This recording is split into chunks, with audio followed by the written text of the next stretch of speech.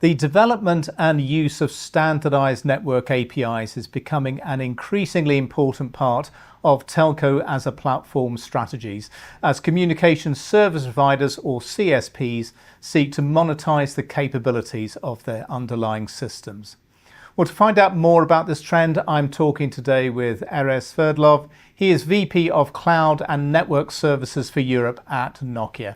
Erez, great to see you again. Thanks so much for joining us today. So the concept of telco as a platform is definitely gaining traction. How will this business model lead to new service opportunities for CSPs? And what are the key reasons that CSPs are increasingly interested in this telco as a platform approach? Thank you, Ray. I have to say that the way we think about telecommunication is changing. The CSP are moving from being only connectivity provider to becoming a platform for innovation and growth. This shift is opening up new possibilities for both the telco and their customer. The massive investment in 5G, which is software-driven, as we all know, operators are using network APIs, SDK, and collaborative tools to monetize their network assets and core capabilities. They're doing so by exposing the network function in a standardized way to developers so they can build and sell new applications for consumer, enterprise, and different markets. This creates an ecosystem where the CSP extend to developers the access to their network.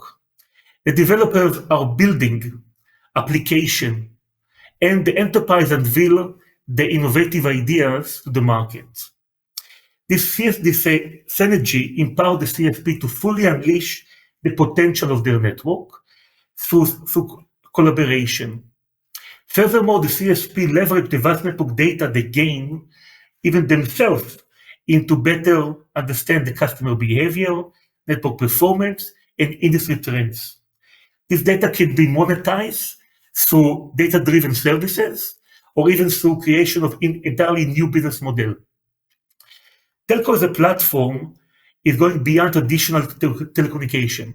By partnering with industry players, they can leverage their network infrastructure and offer services like cloud computing, edge computing, or even financial services.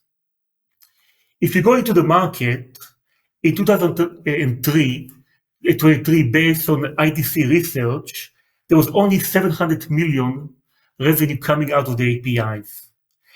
By 28, saying the same research, it will be $6.7 billion of a market.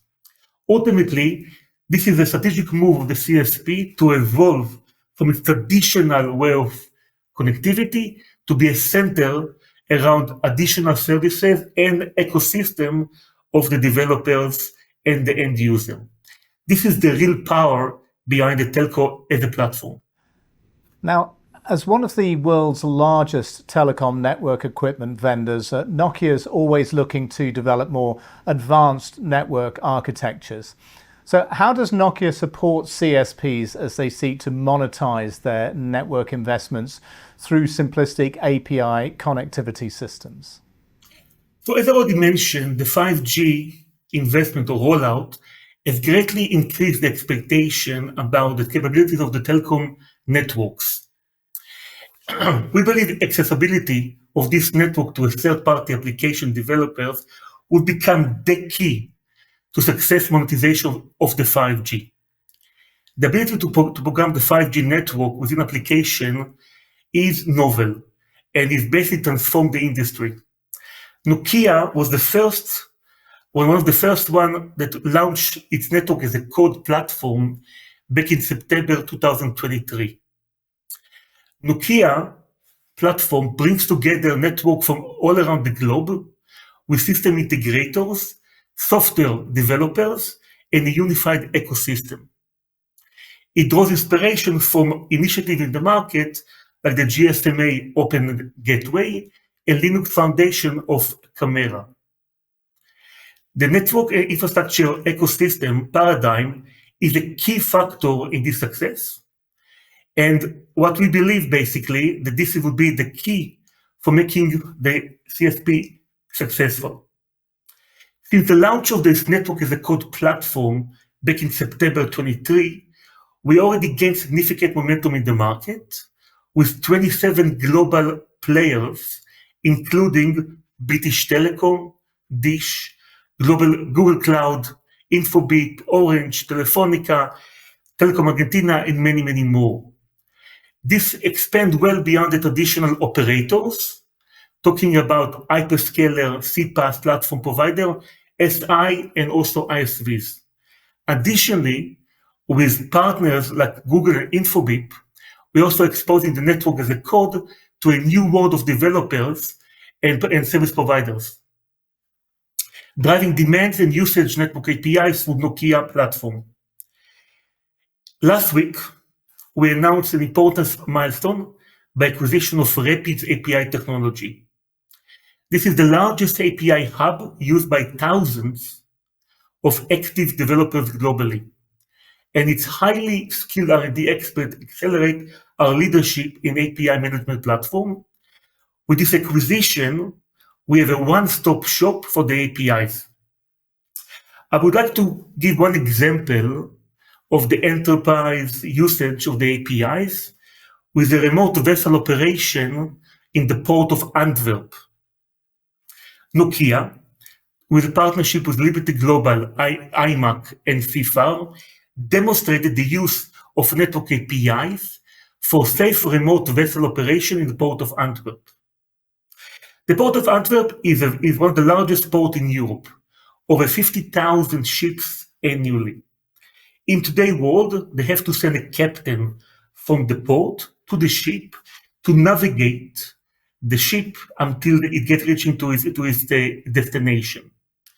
Leveraging the 5G, this technology enhanced the efficiency by enabling remote piloting, cutting the transit time, fuel usage, manpower cost, less emission, and improving the port connectivity and productivity. This using our APIs, the open gateways, with the 5G slicing capabilities to ensure the reliability of the service.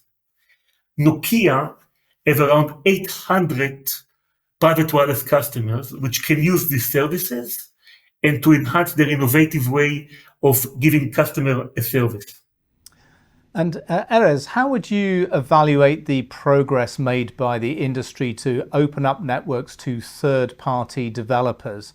And what trends do you see in the industry to stimulate a faster move to the telco-as-a-platform model? Okay, so I see a very positive trend and a very optimistic, and there are a few reasons why I'm optimistic about this one.